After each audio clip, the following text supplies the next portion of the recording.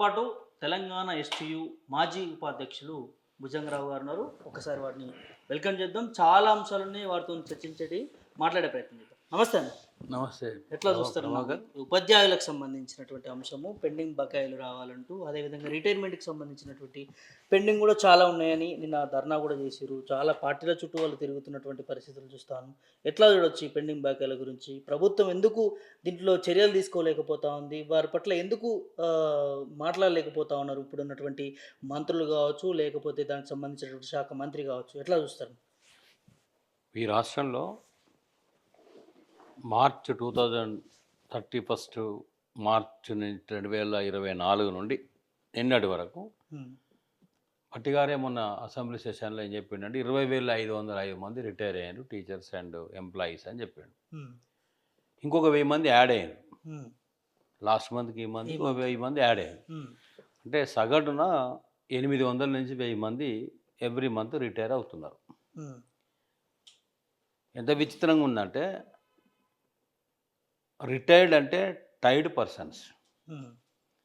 బలం ఉన్నన్నాళ్ళు, రక్తం ఉన్నన్నాళ్ళు, శరీరం సహకరించినన్నాళ్ళు, మేధస్సు పనిచేసినంతకాలం వాళ్ళ ఉద్యుక్త ధర్మాన్ని నిర్వహిస్తూ ఉద్యోగ ధర్మానికి కట్టుబడి టీచర్స్ అవుతేనేమో పిల్లల్ని భావి భారత పౌరులుగా జాగృతపరిచి తీర్చిదిద్ది భావితరానికి జాతికి అందించడానికి సేవలు చేసిండ్రు. ఉద్యోగులు అయితే ప్రభుత్వ పథకాలన్నింటినీ కూడా ప్రవేశపెట్టిన దానికి ప్రజలకు అందించడంలో, చేరువ చేయడంలో ఉపయోగపడింది ప్రజాప్రతినిధులు కాదు.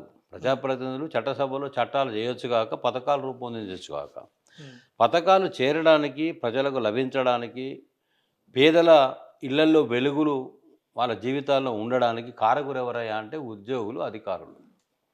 క్షేత్రస్థాయికి తీసుకెళ్లేది వాళ్ళు. ఇక ఉపాధ్యాయులు సరే మేధావులు, విద్యను అందించేవారు. విద్యార్జనకు వచ్చే, నేను ఒక మాట చెప్పదలుచుకున్నా మీ మిర్రర్ ద్వారా, ఎవరు ఓట్లేస్తారు? ఈ ఎమ్మెల్యేలను, ఎంపీలను, సోకాళ్ళు ప్రజాప్రతినిధులను ఎవరు ఓట్లేసి ఎన్నుకుంటారు అంటే చరిత్ర మనం చూసినప్పుడు, వాస్తవాలు గమనించినప్పుడు, నిరుపేదలు, కూలీలు, రైతులు, వలస కార్మికులు, ఇలాంటి వాళ్ళే కదా ప్రజాస్వామ్యానికి ప్రాణం పోసి బ్రతికిస్తున్నది. వాళ్ళ ఓటు ద్వారానే కదా వీళ్ళందరూ ఎలక్ట్ అవుతున్నది. అంటే ఏ పేదల పిల్లలైతే సర్కారు బడులను నమ్ముకొని ఒక పక్కన విద్యను అంగడి సరుకుగా మార్చి అమ్ముకుంటున్న పరిస్థితి ఉంది. అటువైపు విద్యను కొనే పరిస్థితి లేని వాళ్ళంతా విద్యను సర్కారు బడులు చదువుకునే పరిస్థితికి ఉండాలనే లక్ష్యంతో వాళ్ళు వచ్చిన పిల్లలందరికీ కూడా న్యాయం చేసే ఉద్దేశంలో ఉపాధ్యాయులు పనిచేస్తూ, కుక్కల గణన, నక్కల గణన, మనుషుల గణన, ఆడల గణన, పేదల గణన, కులాల గణన, జనాభా గణన, ఎన్నికల విధులు, ఏ డ్యూటీ వచ్చినా ఏదొచ్చినా తేరగా ఎవరు దొరుకుతారా అంటే ఉపాధ్యాయుడు దొరుకుతాడు. ఉపాధ్యాయుడు తరగతి గదికే అంకితమై ఉండాలి, పరిమితమై ఉండాలి. బడికి దాటి ఉపాధ్యాయునికి విద్యేతర విధులు అప్పజెప్పొద్దు, వాళ్ళ బాధ్యత కాదు అని సుప్రీంకోర్టు చెప్పినప్పటికీ కూడా ఈ ఎలక్షన్ కమిషను, ప్రజాప్రతినిధులు, ప్రభుత్వము మా నెత్తిన వేస్తూనే ఉన్నది. మేము భరిస్తూనే ఉన్నాం, మోస్తూనే ఉన్నాం, విధులు నిర్వహిస్తూనే ఉన్నాం. మరి ఇన్ని రకాలుగా ప్రభుత్వానికి సహకరించి విద్యుక్త ధర్మాన్ని నెరవేర్చిన తర్వాత, ఒక వయసు అంటూ వచ్చిన తర్వాత, నియామకమైనటువంటి ఉద్యోగికి, ఉపాధ్యాయునికి బదిలీ ఉంటుంది, పదవి విరమణ కూడా సహజమే. సరే 50 అని కొందరు అంటా ఉన్నారు ఈ మధ్యలో. పోయిన ప్రభుత్వం 58 నుంచి 61 చేసింది. 3 సంవత్సరాల కాలం పెంచడం వల్లనే వాళ్ళంతా ఇప్పుడు రిటైర్ అవుతున్నారు అని అంటున్నారు. నేను సూటిగా అలాంటి వారికి ఒక ప్రశ్న ఇస్తున్నాను.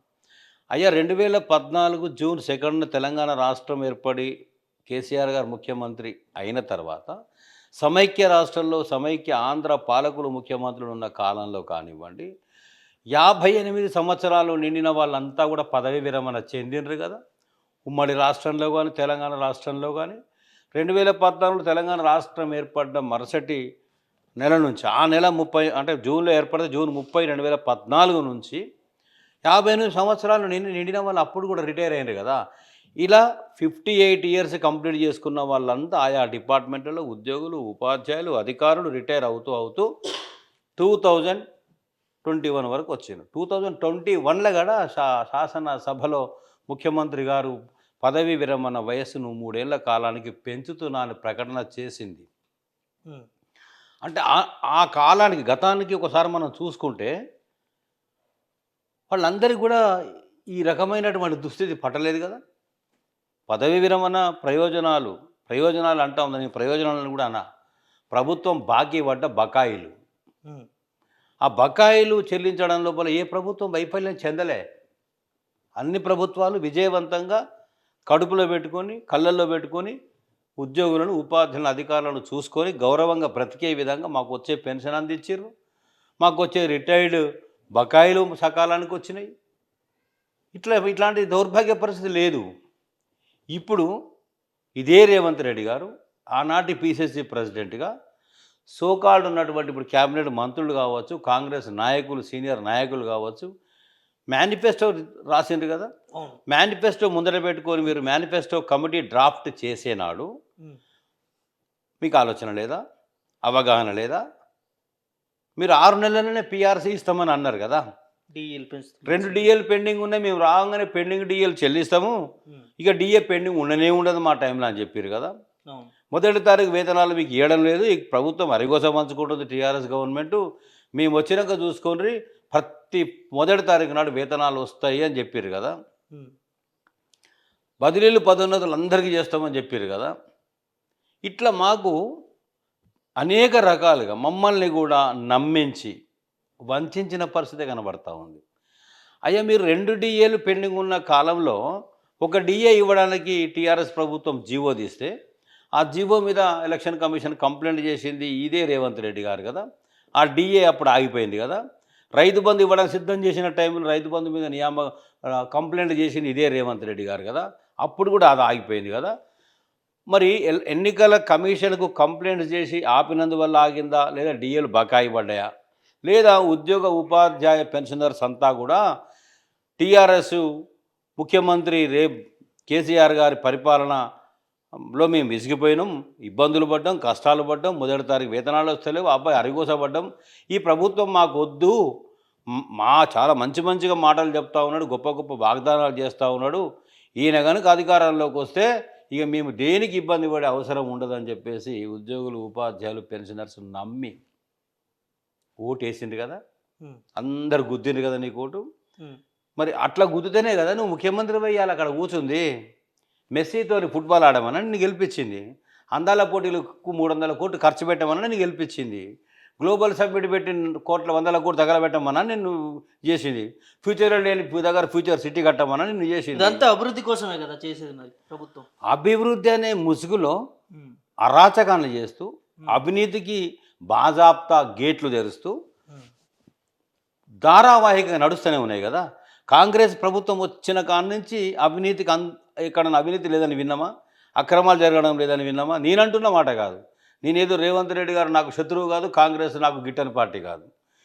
ఏ పార్టీ అధికారంలోకి వచ్చినా జనరంజకంగా ప్రజారంజకంగా ప్రజాపాలన అందిస్తామని మీరు వచ్చిండ్రు కాబట్టి, నమ్మించే వాగ్దానాలు మాయమాటలుగా చెప్పిండ్రు కాబట్టి, గజకర్ణ గోకర్ణ మాయ మరాఠీ గ్యారడి విద్యలని ఆనాడు కేసీఆర్ మీద మాట్లాడిన ఈ రేవంత్ రెడ్డి గారు ఇంకో 2 ఆకులు ఎక్కువ చదివినట్లు, 4 అడుగులు ముందుకేసినట్లు, అరచేతిలో స్వర్గం చూపించి అరచేతిలో బెల్లం పెట్టి మోచేత నాకు ఇచ్చినట్టుగా నువ్వు చేస్తున్న కథలన్నీ ఎవరు చక్కగా ఉందరండి తెలంగాణ రాష్ట్రంలో? రైతులను చూసి హరిగోసపడతా ఉన్నారు. 2 రైతు బంధులు ఎగ్గొట్టినావు. నువ్వన్న రైతు భరోసా 15,000 ఎక్కడికి పోయినాయి, ఎందుకు ఇవ్వడం లేదు? 2 రైతు బంధులు పోగా 12,000 ఇస్తున్నా, 2,000 ఎక్కువ చేసి ఇస్తున్నా అన్నావు. ఈ 7 పేద ఎన్నికల టైంలోనే రైతు భరోసా పేరుతో 12,000 ఇస్తా అని చెప్పాల్సింది కదా. 2,000 పెన్షన్ను 4,000 చేస్తా అన్నావు. వచ్చిందా? 4,000 ఇచ్చినావా? ఎవరన్నా తీసుకున్నారా? ఏకపక్షంలో ఏకకాలంలో రుణమాఫీ చేస్తా అన్నావు. 2 లక్షల వరకు చేస్తాను, అది కూడా రా మా ఊరికి పోదాం చూపిస్తా. బోలెడు మంది ఉన్నారు కదా రుణమాఫీ కాని వాళ్ళు, రైతు బంధన అందని వాళ్ళు, రైతు భరోసా లేని వాళ్ళు. అంటే ఇట్లా మాట్లాడుకుంటూ పోతే బీఆర్ఎస్ హయాంలో ఉన్నప్పుడు కూడా అన్ని పథకాలు ఇవ్వలేదు కదా అని వాళ్ళు చెప్తారు. నేనేమంటా ప్రభాకర్ గారు, నువ్వు వైఫల్యము టీఆర్ఎస్ పార్టీ వైఫల్యము చెందింది అని కొంతవరకు ప్రజలు నమ్మిండ్రు, మాలాంటి వాళ్ళని నమ్మినాం కాబట్టే నువ్వు మార్పు మార్పు మార్పు అంటే మార్పు కోసమే కదా నేను తీసుకొచ్చింది.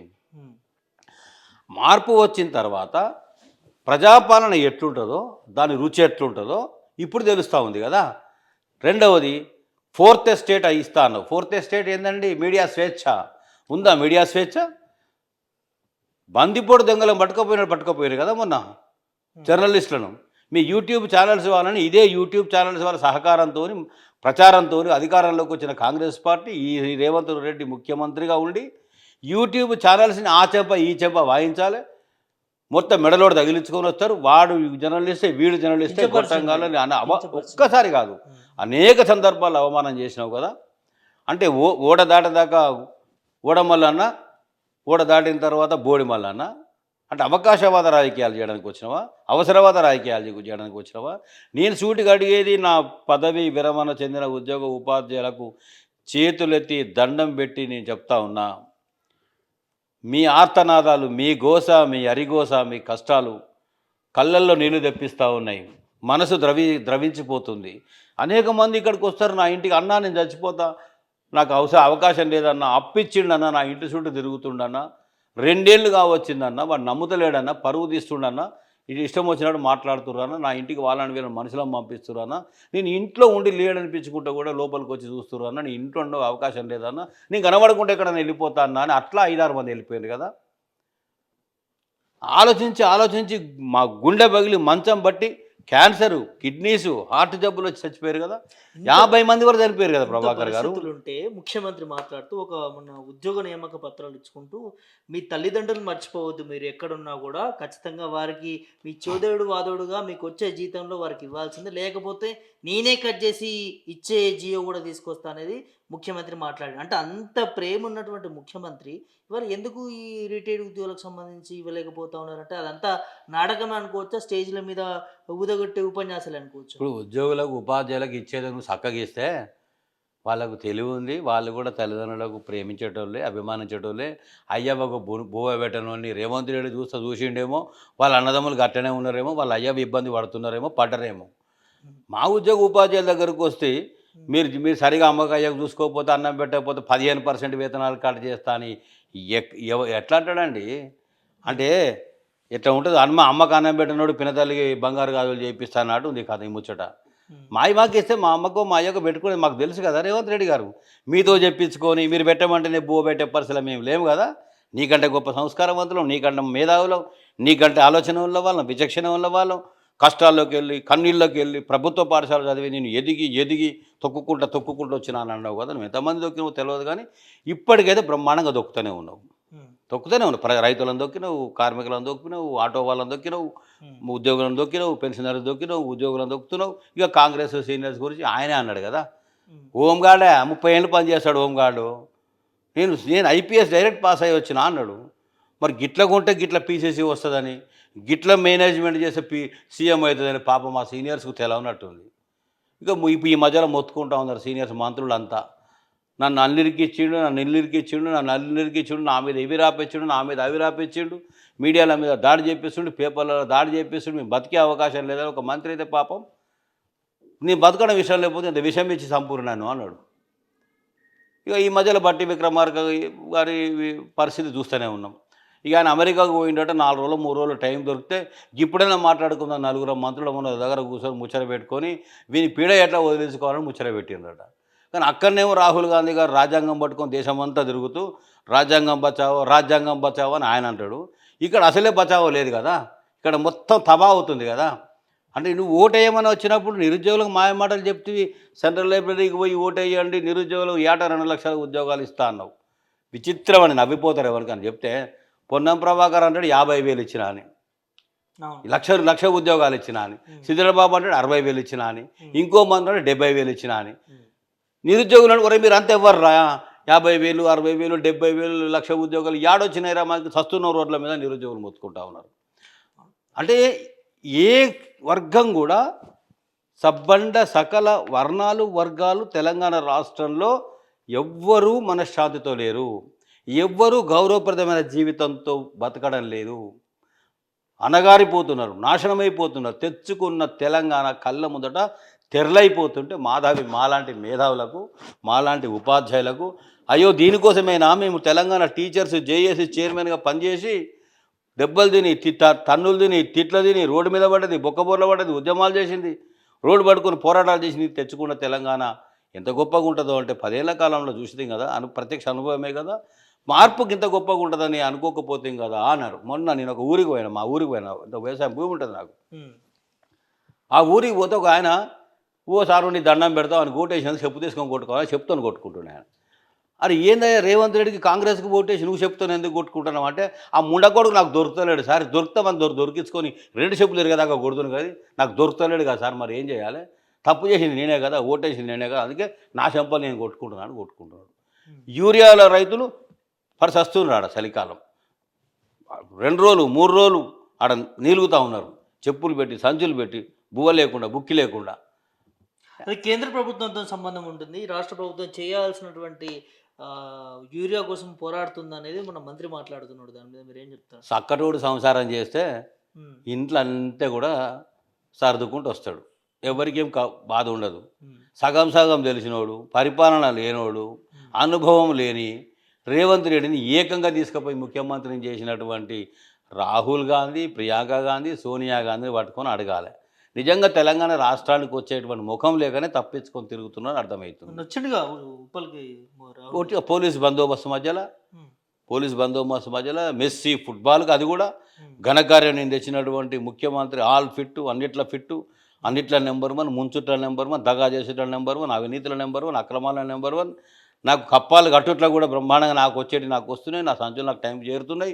బ్యాగులు మోసేట్లో మనోడు 62 సార్లు వచ్చిండు, బ్రహ్మాండంగా ఉన్నాడు. కానీ జర్ర అనుమానం ఉంది నాకు, గటు పక్క బడేబాయ్ అంటుండు, ఇటు పక్క వాళ్ళతో ముచ్చట పెడతాడు, ఇక్కడ ఉంటాడా ముంచిపోతాడని వాళ్ళకి అనుమానం పట్టుకుంది. అయినా పాపం ముంచితే ఏం చేస్తాడో, మొత్తానికే బుడ్డ ముంచుతాడేమో, ఇట్లనే కంటిన్యూ అయిదామా ఏం చేద్దామని అలా జుట్టు బెక్కుంటున్న పరిస్థితి ఆ కాంగ్రెస్ కూడా దాపురించింది. నేను ఇప్పుడు కాదు, సంవత్సరం క్రితమే చెప్పిన, ఇది అస్తం కాంగ్రెస్ కాదు నాయన, ఇది సైకిల్ కాంగ్రెస్ అయిపోయింది. ఈ రాష్ట్రానికి ముఖ్యమంత్రి రేవంత్ రెడ్డి అనుకుంటున్నాం, మేము గెలిపించిన వాళ్ళు అంతా ఆంధ్రోళ్ళు అంటున్నారు, ఆంధ్రాకి పోతే మీ ముఖ్యమంత్రి రేవంత్ రెడ్డి కాదు, మీ ముఖ్యమంత్రి మా చంద్రబాబు నాయుడే అని అంటూ ఉన్నారు వాళ్ళు. అందుకే మొన్న ఖమ్మంలో ఆ విధంగా మాట్లాడిన అనుకోవచ్చా?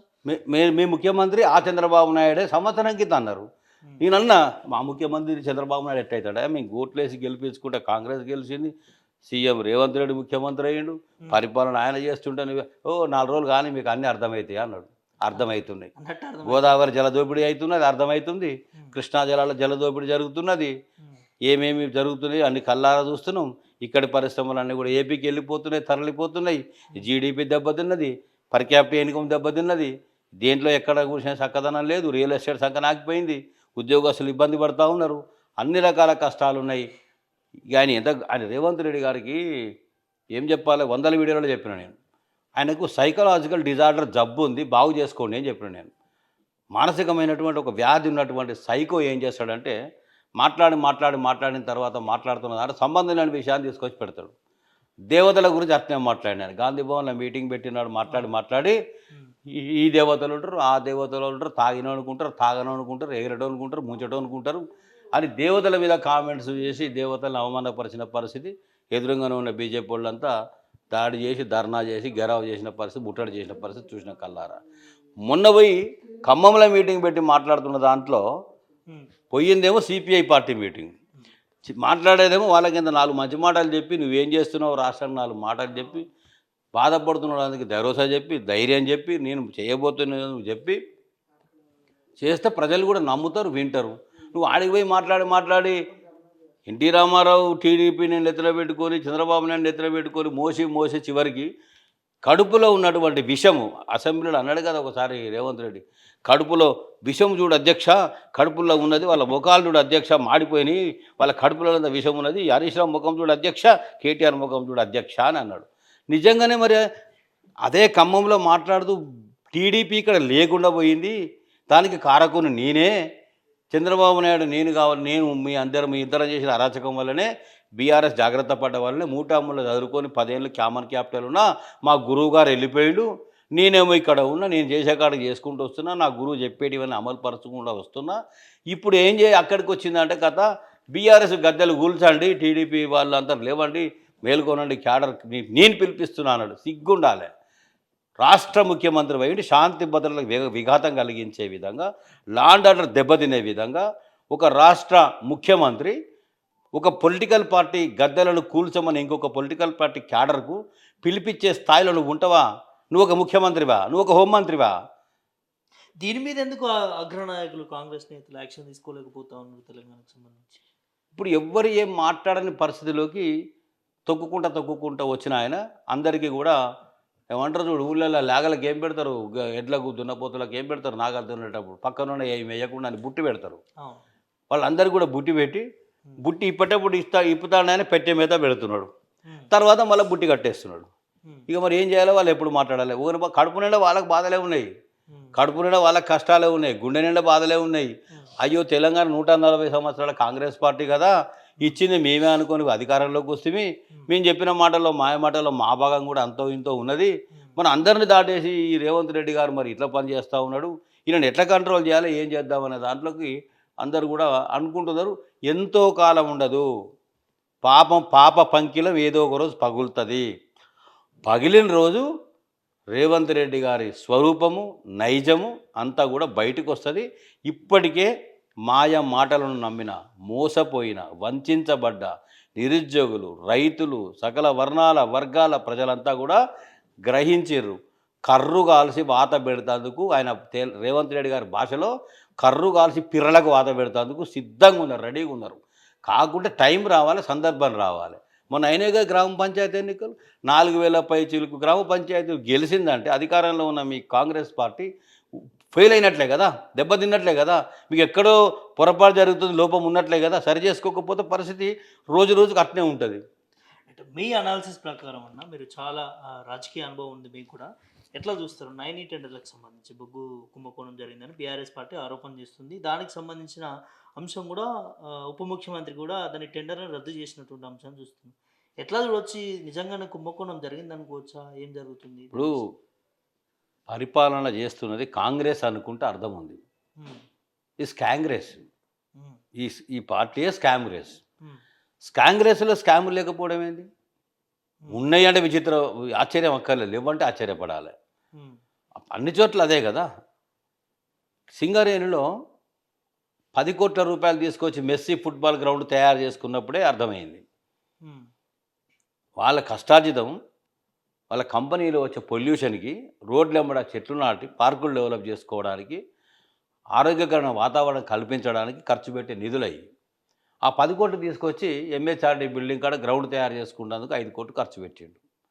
100 కోట్లు ఖర్చు పెట్టి అటు ఇటు బాల్ అటు ఇటు గెలికిండు పోయిండు. ఆ గెలకడం వల్ల ఈయనకేం వచ్చిందో జనం ఏం చూసిర్రో మరి ఆయనకేం అర్థమైందో నాకు అర్థం కాలే. జనానికి కూడా అర్థం చేసుకోవాల్సింది ఏంటంటే మెస్సీ ఆయన ఎడమకాలు కిక్కు కొట్టే ఎడమకాలు 6500 కోట్లకు ఇన్సూరెన్స్ చేసుకున్నాడు.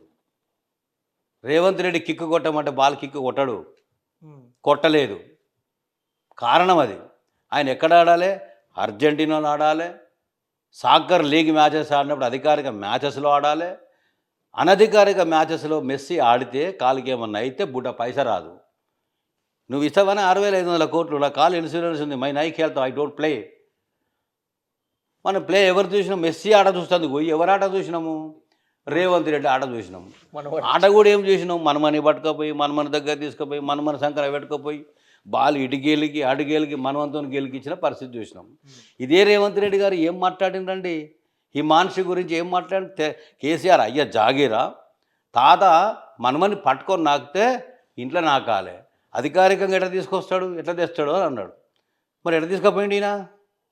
అన్నది అదే నోరు కదా, అన్నది అదే మనిషి కదా. అంటే నువ్వు అనేటప్పుడు ఇతరుడు అనేటప్పుడు నీకు సోయి ఉండదా? ఇక బాడీ షేమింగ్, హిమాన్షిను జంతువులతో పోల్చి ఇట్లున్నాడు అట్లున్నాడు అని అడ్డగోలుగా మాట్లాడాడు. ఇప్పుడు నువ్వంటే హరీష్ రావుని పట్టుకొని కరెంటు స్తంభం లేక ఇంత ఎత్తు పెరిగాడు, మెదడెక్కడుందో తెలియదు అంటాడు. హరీష్ రావు ఏమన్నా నువ్వు పొట్టిగుంటావు అని కలగన్నాడా? నువ్వు గంతే హైట్ ఉంటే మన కలగన్నాడా? ఆయన దేవుడు ఇచ్చిన కాడికి ఆయన పెరిగిండు. అంటే ఈ మాట్లాడేటప్పుడు అదుపు లేకుండా ముతక భాష, రోత మాటలు, రోత కూతలు, అన్పార్లమెంట్ మాటలు. నువ్వు అధికారంలోకి రాకముందు కేసీఆర్ మీద వ్యతిరేకతను రెచ్చగొట్టి జనాల్లో నువ్వు అయ్యే మాటలు మాట్లాడితే జనం కూడా నిన్ను ఆదరించవచ్చు, చూడవచ్చు, ఆహో ఊహను చప్పట్లు కొట్టవచ్చు, 4 ఓట్లు వేయవచ్చు. ఇవాళ నువ్వు ముఖ్యమంత్రి అయిన తర్వాత భాష సంస్కరించుకోవాలి, నోటి సంస్కరించుకోవాలి, నోటిని శుద్ధి చేసుకోవాలి, ఫినాయిల్స్ కడుక్కోవాలి. ఈ రకంగా భాష మంచిగా మాట్లాడితే ముఖ్యమంత్రి గారు ఎప్పుడు మాట్లాడతారా, ఏం చెప్తారా, ఎప్పుడు ఇందామనేటువంటి జనం లోపల ఉత్సుకత ఉత్సాహం ఉంటుంది. పొద్దున్న లేస్తే నువ్వు కనుగుర్లు మీకు ఆటలా గోళీలు ఆడతా, పేగులు తీసి మెడలేసుకుంటా, ముడ్డి మీద లాసి షెడ్డి తీసేస్తా, నీ పిర్రలకు వాతలు పెడతా, ఇట్లాంటి మాటలు మాట్లాడితే ఎట్లా జనం ఆదరిస్తారు? నేనేదో మొత్తము తెలంగాణ ప్రాంతం అన్ని జిల్లాలు తిరిగి చూస్తూ ఉంటే క్షేత్రస్థాయిలో ప్రతి ఒక్కరు కూడా రేవంత్ రెడ్డి గారి మాటలను, కూతలను, భాషను అసహించుకుంటున్న పరిస్థితి ఉంది తప్ప అది ఏ రకంగా కూడా జనం సమర్థిస్తలేరు. ఇక సింగరేణి కాడికి పోతే నేను చూసిందండి, గోదావరి కనులు నేను ఇంటర్మీడియట్ చదువుకున్న మా బావగారి దగ్గర. మా బావగారు సింగరేణి కార్మికుడు. సింగరేణి కార్మికుడు ఒకసారి అండర్ గ్రౌండ్ దిగి చూస్తే బ్లాస్ట్ చేసే short fire, Sardar, coal cutter, coal filler అంటే బొగ్గు బలగొట్టేవాళ్ళు, బొగ్గు ఎత్తేవాళ్ళు, బాంబులు పెట్టి పేల్చేవాళ్ళు. వాళ్ళు అండర్ గ్రౌండ్కి ఊయినరాలంటే మృత్యుముఖంలోకి వెళ్ళిపోయి మళ్ళీ బయటకు వచ్చేదాకా గ్యారంటీ ఉండదు. అలాంటి బతుకులు, అలాంటి కార్మిక జీవితాలు. అలాంటి కార్మిక జీవితాలు తేరుకొని తెలంగాణ రాష్ట్రం వచ్చినాక ఒక రకంగా లాభాల ఎక్స్గ్రేషన్ కూడా పంచుకున్న పరిస్థితుల్లో సింగరేణి ఉన్న దాన్ని, పచ్చగా ఉన్న దాని మీద నువ్వు కన్నేసి అడ్డగోలుగా నువ్వు 1000 కోట్ల రూపాయల కుంభకోణాలకు తెరలేపి ఇంకా నేనేదో శుద్ధపూసన అనే విధంగా మాయమాటలు చెప్పితే నమ్మడానికి జనం సిద్ధంగా లేరు. గవర్నర్ గారికి ఫిర్యాదు చేయడం జరిగింది. బీఆర్ఎస్ పార్టీ ముఖ్యులంతా వెళ్ళి అన్నప్పుడు మరి గవర్నరు బీజేపీ మనిషిగా ఇక్కడ ఉన్నాడు. బీజేపీకి 49% వాటా ఉంది కేంద్ర ప్రభుత్వానికి. ఆ 49% నీదైనప్పుడు 51 రాష్ట్రాన్ని అయినప్పుడు రాష్ట్ర ముఖ్యమంత్రి అదే కోల్ మినిస్టర్ అయినటువంటి కేంద్ర మంత్రి కిషన్ రెడ్డి గారు ఆయన ఏమంటాడు, కంప్లైంట్ చేయాలా, చేస్తే దాని మీద యాక్షన్ తీసుకుంటాం ఏమంటున్నాడు. ఇప్పుడు కొన్ని సందర్భాలు ఎట్లుంటాయంటే ప్రభాకర్ సార్, రాష్ట్ర ప్రభుత్వమే నువ్వు కంప్లైంట్ చేయాలంటే దొంగతనం చేసిందే నేనే, నన్ను పోయి తీసుకుపోయి లోపలేసి బొక్కలేర కొట్టమని నేను పోలీసుని పిలుస్తానండి. అరే కొన్ని అనివార్య పరిస్థితులలో అధికారాన్ని చేతుల్లోకి తీసుకొని చట్టాన్ని ఉపయోగించుకొని వాటి సక్రమం చేసేటప్పుడు ఇది పాత చింతకాయ పచ్చడి మాదిరిగా ఇదే మాటలు మాట్లాడుతూ వాళ్ళు కంప్లైంట్ ఇస్తే నేను చేస్తా. ఏది కాళేశ్వరం లోపల విచారణ 3 కమిషన్లు వేసి 3 సార్లు పిలిచి ఏమి తేల్చలేక అసెంబ్లీలో ఆల్ ఆఫ్ సడన్గా మంత్రులకు కూడా సమాచారం లేకుండా సిబిఐకి అప్పగిస్తున్నా అన్నాడు. ఎవరు? రేవంత్ రెడ్డి. సిబిఐకి అప్పగిస్తున్నా అన్న తర్వాత కేంద్ర ప్రభుత్వం కూడా దాన్ని స్వీకరించాలి, విచారణ మొదలు పెట్టాలి. అక్కడ ఉన్నటువంటి ఉత్సాహం సింగరేణిలో ఎందుకు లేదు రేవంత్ రెడ్డి గారికి అని అడుగుతున్నా. పరిపాలనలో ఉన్నప్పుడు నీ మీద ఆరోపణ రావచ్చు, నిజం కాకుండా పోయి ఉండొచ్చు, నువ్వు బుద్ధిమంతునివి అయి ఉండొచ్చు, నువ్వు శుద్ధపూసవి అయి ఉండొచ్చు, మైలు అంటుకున్నాడు, అవినీతి లేనోడివి, నీకు కానీ నీ అన్నదమ్ములకు కానీ నీ కుటుంబానికి కానీ తెలంగాణ దోపిడీలో పాత్ర లేదని, నీ బావమరిది కూడా పాత్ర లేదని మేమందరం కూడా శుద్ధపూసలు ఆయన అంటాడు కదా, స్వాతి ముత్యం కడిగిన ముత్యం అని. స్వాతి ముత్యం, కడిగిన ముత్యం, శుద్ధపూసల్లాగా మీరు ఉంటే ఖచ్చితంగా మీరు ఇప్పటికైనా సిబిఐని ఇన్వైట్ చేయండి రాష్ట్రానికి.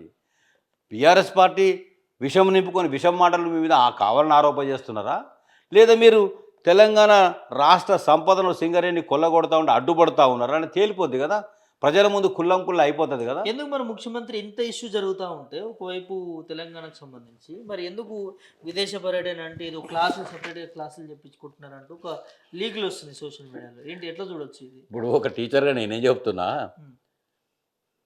క్లాసులో 30 మంది పిల్లలు ఉంటారు, అందులో జర మంచి చదువుకునే పిల్లలు ఉంటారు, సిన్సియర్గా హోంవర్క్ చేసే పిల్లలు ఉంటారు, బడికి రాని పిల్లలు ఉంటారు, ఆ అమ్మాయికి అబద్ధాలు చెప్పే పిల్లలు ఉంటారు, పక్కన నా బ్యాగులో నోట్బుక్లు కొట్టేసే పిల్లలు ఉంటారు, వాడేమన్నా మంచి చాక్లెట్లు బిస్కెట్లు ఉంటాయి అవి కూడా వెతకపోయే పిల్లలు ఉంటారు. రేవంత్ రెడ్డి గారు ఏ కేటగిరీకి చెందుతాడంటే వాళ్ళ ఫ్రెండ్ ఒక ఆమె ఇంటర్వ్యూ ఇచ్చింది. రేవంత్ రెడ్డి గారు క్లాసుకు రాకనే పోయేది, వచ్చినాడు ఎవరిదో ఒక బ్యాగులో మాత్రం నోట్బుక్కో చాక్లెట్లో బిస్కెట్లో పనికొచ్చేటి మంచి పెన్ను ఉంటేనో ఈ బ్యాగులో ఉండేటి కావట. అరే ఇవాళ రేవంత్ రెడ్డి వచ్చిండ్రు, మన క్లాస్కి వచ్చిండు, ఇవాళ మనం అందరం బ్యాగులు భద్రంగా పెట్టుకోవాలి, అన్నీ చూసుకోవాలి, ఇవాళ ఏదో ఒకటి ఎవరి బ్యాగుల్లో ఒకటి మాయమైపోద్ది అని అనుకున్నదట. అనుకుంటే ఈ కొట్టెశాఖలు ఎక్కువయ్యే వరకు తీట మాటల రేవంత్ రెడ్డికి కొట్టెశాఖలు కోతిశాఖలు ఎక్కువయ్యే వరకు ఆ పంతులు అన్నాడట ఓ రోజు, బిడ్డను విట్నే చేస్తా చూసుకొని లాగుల తొండలు ఇడతా చూడన్నాడు. మరి ఇడతానన్నాడు కానీ ఇడిచిండా, మరి ఇడతానన్నాడు, నాకైతే ఇడిచినట్టే కనబడుతుంది. మరి ఇడితే పీకి రక్కి కొరికి రక్తాలు గారి ఆ బాధ ఎట్లున్నది, ఎంత భయంకరంగా ఉంటుందో అనుభవించి అబ్బా బిడ్డ ఎవడన్నా దొరికితే వాళ్ళ లాగుల్లో నేను తొండలు ఇడవాలి. కానీ అప్పటి నుంచి ముఖ్యమంత్రి అయిన కాడి నుంచి తొండలు ఇడుస్తా చివరికి తొండలు రెడ్డి అయిపోయాడు. ఈయన రేవంత్ రెడ్డి గారు తొండలు రెడ్డి అయిపోయాడు. అరే కేసీఆర్కు తొండలు ఇడుస్తా అంటివి, హరీష్ రావుకు తొండలు ఇడుస్తా అంటివి, కేటీఆర్కు తొండలు ఇడుస్తా అంటివి, మరి ఎవరు కానీ ఇడవపోతివి? ఇడవాలి కదా, ఎవరికొరు ఇడవాలి కదా. అంటే గింత తీట మాటల ఒక సైకో భాష నేపథ్యం ఇప్పుడున్నదే కాదు. చిన్నప్పటి నుంచి తరగతి గది నుంచి మేము ఏం చేస్తామండి, పిల్లగాడు చదివా చెబదే వేస్తాం, లేకపోతే క్లాసు బైకాట్ చేస్తాం, బయట నిలబడరా నీ వల్ల క్లాస్ చెడిపోద్ది అంటాం. సరే ఇవన్నీ అయిపోయినాక చివరికి మొత్తం ఇంటికి పోయినాక పిల్ల చదువుకోపోయినా మీకు తెలుసు బయట తిరుగుతారు కదా జర్నలిస్టులు కదా, ఎవడన్నా అటు ఇటు ఉంటే ఏమంటారు, మరి ఎవర్రా నీ అయ్యావా అంటారు. ఎవర్రా నేను అన్నది మీ అయ్యవర్రా, మీ అయ్యవెవరు ఎవరా నేను అన్నది అంటారు. ఫస్ట్ పేరు తల్లిదండ్రులకు వస్తుంది. అరే ఎవర్రా వీడికి చదువు చెప్పింది అంటారు. ఇప్పుడు రేవంత్ రెడ్డికి చదువు చెప్పిన గురువులు అందరూ తిట్లు పడుతున్నారు. ఈ అబద్ధాలు అంటే నేర్పారు, ఈ చదువు ఎంత చక్కగా చెప్పలేదు, ఈ అక్షరజ్ఞానం ఎందుకు రాకపోయా, ఇట్లాంటి రేవంత్ రెడ్డిని చిన్నప్పుడే చక్కగా చేసి ఉంటే అబద్ధాలు చెప్పుడు తప్పు, వేరే వాళ్ళని ఇబ్బంది పెట్టుడు తప్పు, ఇట్లాంటి తప్పుడు పనులు చేసుడు తప్పు అని చెప్పుంటే ఆనాడు ఆ పంతులు కోదండం వేసి చేసి ఉంటే బాగుండేది. తొండలు దొరికినా కూడా తొండల రెడ్డి బుద్ధి మారలేదు అన్నాడు, మరి అలా కూడా ఇట్లే ఉన్నాడు కదా అని చెప్పి తల్లిదండ్రుల మాటలు పడుతూ ఉన్నారు, గురువుల మాటలు పడుతూ ఉన్నారు. ఇక ఇప్పుడు ఆయనకు ఒకటి యాదికి వచ్చింది, మొన్న ఉస్మానియా యూనివర్సిటీకి పోయిండు. పోయి సరే అక్కడ ఏమి చేయకుండా రెండు కత్తెలు తీసుకుపోయాడు, బీఆర్ఎస్ కట్టిన బిల్డింగ్లో కత్తెర ఓపెన్ చేసాడు, పోయాడు. పోయినాక ఆయన మాట్లాడుతూ ఆయన అన్న భాష ఏంటంటే నీకు ఇంగ్లీష్ వస్తుందో తెలియదు అని రాదో అని తెలియదు, ఆయనతో ఉన్నది బయట పెట్టుకున్నాడు. ఇంగ్లీష్ భాష రానక్కర్లేదే, జర్మనీ జపాన్ జకోస్లోవేకి ఇంగ్లీష్ వస్తాదే, ఇంగ్లీష్ వచ్చినోడు సంపాదిస్తాడే, ఇంగ్లీష్ వచ్చినోడే కొల్లగొడతాడే, ఇంగ్లీష్ వచ్చినోడు అవినీతి చేస్తాడా, ఇంగ్లీష్ వచ్చినోడు అక్రమాలు చేస్తాడా, ఇంగ్లీష్ వచ్చినోడే సింగరేణికి బొక్కలు పెడతాడా, ఇంగ్లీష్ వచ్చినోడే గోదావరి నీళ్ళు ఎత్తుకపోతాడా, ఇంగ్లీష్ వచ్చినోడే కృష్ణా జలాలు ఎత్తుకపోతాడా, ఇంగ్లీష్ వచ్చినోడే తొక్కుకుంటా పోతాడా, ఇంగ్లీష్ వచ్చినోడే అడ్డదారుల పీసీసీ అవుతాడా, ఇంగ్లీష్ వస్తేనే సీఎం అవుతాడా. నాకు ఇంగ్లీష్ రాదు, నేను ఇవన్నీ చేసినా, మీ ముందటి ఇప్పుడు ఏ స్థాయిలో కనబడుతున్నా, నేను ముఖ్యమంత్రి స్థానంలో కనబడుతున్నా, కాబట్టి ఇంగ్లీషు వారు రానక్కర్లేదు అని చెప్పి కనిపించరు కదా, ఆయన ముఖ్యమంత్రి కదా సార్. నేను ఈ రాష్ట్ర ముఖ్యమంత్రి స్థానంలో మీరు అందరూ నన్ను చూస్తున్నారు, నేను ఎదగలే అన్నాడు. నేను కూడా అనుకున్నా ఇంట్లో కూర్చొని అది చూసుకుంటా, నిజంగానే కదా ఇంగ్లీషు రాకపోతే ఇవన్నీ తప్పులు చేయొచ్చట అనుకున్నాడు. ఎవరో చెప్పిరాడు ఆయనకు, ఇంట్లో చెప్పిర్రు, మరి అన్నదమ్ములు చెప్పిర్రు, ఎవరైనా చెప్పేటోడైతే ఎవరు లేడు నాకు తెలిసి. ఇంట్లో వారి భార్యామణి గీతారెడ్డి గారు చెప్పిందో, మరి ఎవరు చెప్పారో తెలియదు కానీ ఆమె పేరు గీతారెడ్డి అయినా ఈ పేరు కూడా సరిగ్గా తెలియదు. ఎవరు చెప్పారో కానీ జ్ఞానోదయం అయింది. అరే ఇంగ్లీష్ నేర్చుకోవాలరు, కేటీఆర్ ఇంగ్లీషు అసలు విన్నా అర్థం కాదు, చెప్పినా అర్థం కాదు, చూసినా అర్థం కాదు, గట్ల నేర్చుకొని రావాలా ఈసారి పోయినప్పుడు అనుకొని దావోస్కి పోయిండు. ఆ నుంచి హార్వర్డ్ యూనివర్సిటీకి పోయిండు. ఇక వాళ్ళేమి నేర్పుతున్నాడో ఈయనేమి నేర్చుకుంటున్నాడో, ఇంగ్లీష్తో చక్కగా నేర్చుకొని వస్తాడా, రోతమాతలు బూతు మాటలు అని ఆడ ఇచ్చిపెట్టి వస్తాడా, చక్కగా వాటిని కూడా పట్టుకొని వచ్చి ఇంగ్లీష్ అవి రెండు కలిపి యూత్, ఇంకా ఇంగ్లీష్ తెలుగు కలిపితే ఇంకా గమ్మత్తు కూడా ఆయన తిట్లు అట్లా అంటాడా. ముడ్డు మీద షెడ్ అన్నాడు, ఇప్పుడు రేపు ముడ్డు మీద డ్రాయర్ అంటాడు, అంతే తేడా ఏముంటుంది. అంటే ఈ రకంగా ముఖ్యమంత్రి లోపల పరిణామం వచ్చి మార్పు వచ్చి 3 సంవత్సరాలు రానున్న కాలానికి మారి కొంత ఉపయోగపడే పనులు చేస్తే మాకేమన్నా కక్ష అని రేవంత్ రెడ్డి మీద కోపం ఉందా. 20 ఏళ్ళు వెళ్తాను నేను ఒక్కొక్కరిని అంటాడు. మరి గాడికి పోయి కొడంగల్కి పోయి 20 ఏళ్ళు ఉంటా బిడ్డ మిమ్మల్ని ఎవ్వరు రాని అంటాడు. ఎవరిని రాని అని అన్నాడు, మీ రావులనైతే అసలే రానియా బిడ్డ, ఒక్కరు కూడా ఉండదు అన్నాడు. అన్నప్పుడు నువ్వు ఒక రెడ్డివి, నువ్వు అగ్రకులాలకు చెందిన వాడివి, నీ పార్టీలో గెలిచిన ఎమ్మెల్యేలలో కూడా రావులు ఉన్నారు, మంత్రివర్గంలో జూపల్లి కృష్ణారావు లాంటి వాడు ఉన్నాడు, మన నిజామాబాద్ ఎమ్మెల్యే మదన్ మోహన్ రావు లాంటి వాడు ఉన్నాడు, ఆదిలాబాద్ జిల్లాలో ప్రేమ్ సాగర్ లాంటి వాడు ఉన్నాడు. మరి కులాల గురించి ఎందుకండి, ఒక్క ఈయన రానియ వాణి రానియ నేనే 20 ఏళ్ళు ఉంటాను, సచ్చదాగా నువ్వే ఉండు. కానీ ఇట్లా కాదు నువ్వు ఉండాల్సింది, ఉర్రాల్సింది ఇట్లా కాదు, మాట్లాడే భాష ఇదే కాదు, సంపాదించేటువంటి మార్గం ఒక్కతే బిడ్డ కదా, ఏం చేసుకుంటావు సంపాదన, పోయినోడు కట్టకపోతావా, ఎత్తుకపోతావా, మోసుకపోతావా, ఎవడెంత సంపాదించి వదిలిపెట్టి పోవాల్సిందే కదా. పని అమ్మాయి బాగుంది, సంసారం బాగుంది, ఇల్లు బాగుంది, ప్రజలకింత మేలు చేయు, 4 పనులు చేయు. కేసీఆర్ ఆనవాళ్ళు మరిపిస్తా అంటే గిట్ల కాదు, మంచి పనులు చేసి మరిపించే అవకాశం ఉండాలి తప్ప ఇట్లా కాదు. రేవంత్ రెడ్డి గారు 20 సంవత్సరాల కాలానికి నేను ముఖ్యమంత్రిని అయితా అంటే మాకేం బాధ లేదు, కానీ మొత్తం విధానాన్ని కూడా సంస్కరించుకోవాలి. మొదలు భాషను సంస్కరించుకోవాలి, విధానాలు సంస్కరించుకోవాలి, ఇచ్చిన హామీలకు కట్టుబడి ఉండాలి. 6 గ్యారంటీలు అటక మీద 7 ఎన్నికలాడ ఒక్కొక్కటి చేసుకుంటారా. ఖచ్చితంగా పరిపాలకుడిగా నేను గుర్తించినాడు, జనమే నీకు ఆదరణ చేస్తారు, నువ్వంతా ఉలికిపడి దెబ్బలు తెలుసుకోవాల్సిన అవసరం లేదు.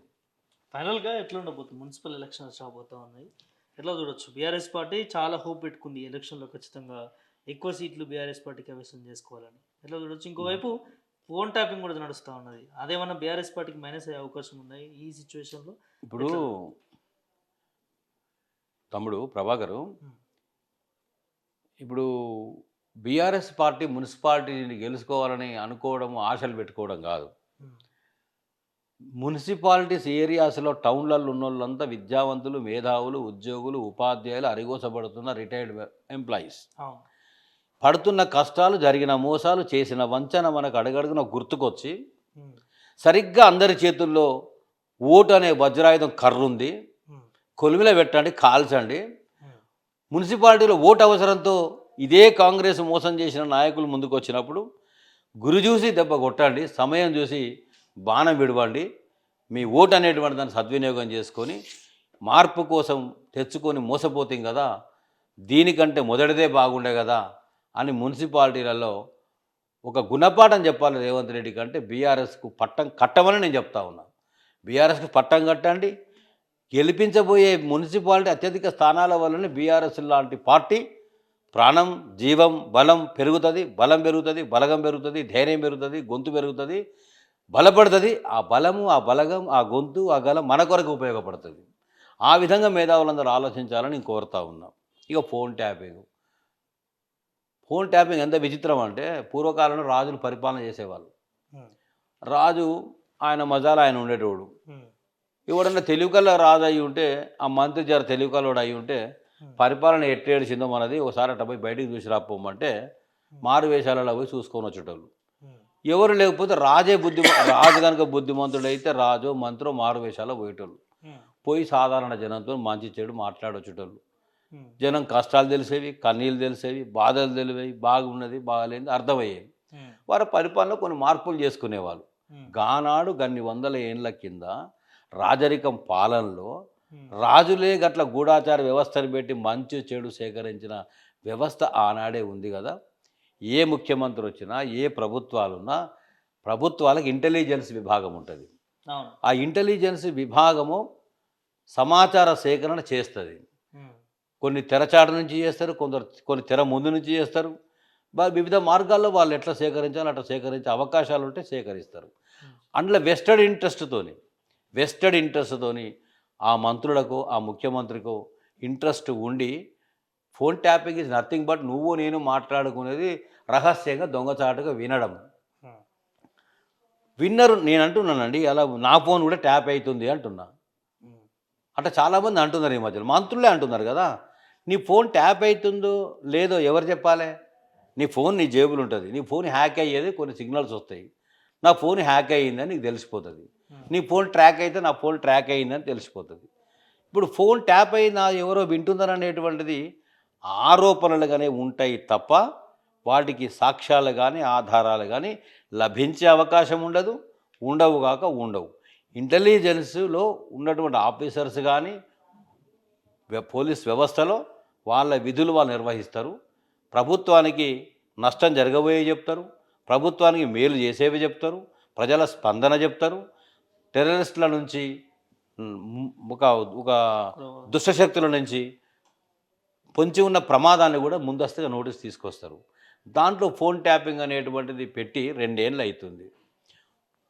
ప్రభాకర్ రావు, ప్రణీత్ రావు, భుజంగరావు, మీరు చూడండి అందరు రావులే ఉన్నారు. అందులో పాప ఒక తిరుపతిని ఎందుకు ఇరుక్కుండాల పెడితిరి, జైల్లో పెడితిరి. ఆధారాలు కోర్టు అడిగాయి, మీరు సమర్పించారు ఆధారాలు? ఛార్జ్షీట్ వేసిండ్రా? ఇప్పటివరకు ఛార్జ్షీట్ ఫైల్ చేసిండ్రా? ఆధారాలు సమర్పించిండ్రా? ఉంటే ఎందుకో చెప్పరు. ఆధారాలతో కూడినటువంటి ప్రెస్ మీట్ ఎందుకో పెట్టరు? మంత్రులు పెట్టరు, ముఖ్యమంత్రి పెట్టరు, అధికారులు పెట్టరు. ఊరికనే నేను అనగానే అయిపోద్దా? అది నిజమైపోతుందా?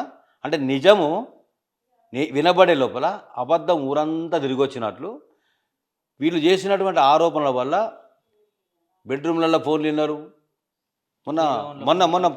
మొన్న కేటీఆర్ గారు దానికి సిటీకి పోయినప్పుడు అధికారులు చెప్పింది కదా, హీరోయిన్ల సినిమా వాళ్ళ ఫోన్లు ట్యాప్ కాలేదు అని బాధప్తా వాళ్ళే చెప్పింది కదా. మరి వీళ్ళందరూ మంత్రుల ఫోన్లు అన్నీ కూడా ట్యాప్ అవుతున్నాయని అంటున్నారు. మరి ట్యాప్ అవుతున్నాయని కేటీఆర్ గారు తిరిగి ప్రశ్నించినప్పుడు మా దగ్గర సమాధానం లేదు, అది వేరే అనేది ఎందుకు చెప్పిండ్రు?